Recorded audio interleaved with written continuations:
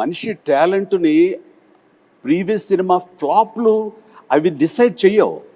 ఆ కథాంశంలో ఎక్కడో ఏదో చిన్న తప్పిదం జరుగుంటుంది కాబట్టి అది ఫెయిల్ అయ్యేమో తప్ప ఆ వ్యక్తిగతంగా ఆ టాలెంటెడ్ పర్సన్స్, ఆ టాలెంటెడ్ హీరో, ఆ టాలెంటెడ్ డైరెక్టర్ వాళ్ళు ఎప్పుడూ ఫెయిల్ అవ్వరు.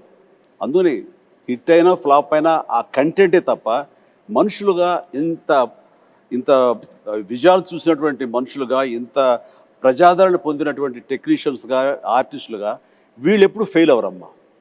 ఆ నమ్మకం మాకు. ఈ సినిమా ఆ టైంలో ఆయన కొంచెం నిరుత్సాహంగా అన్న టైంలో ఈ సినిమా కథాంశం ఆయన తీసుకెళ్ళినప్పుడు కానీ వెనకాల మేము ఉండి ఎస్ రండి సార్ అన్నప్పుడు ఆయన ఎంతగా విజృంభించారంటే, ఎంతగా ప్రతి ఫ్రేము ఎలాగ చెక్కారంటే, ఎలాగ కథలో అందరిని ఇన్వాల్వ్ చేసి అందరి ఇన్పుట్స్ ఎలా తీసుకున్నారు అంటే అది నేను మాటలు చెప్పలేను. అంత ఇదిగా చేసుకున్నారు. అంటే నన్ను కూడా కూర్చోబెట్టారు.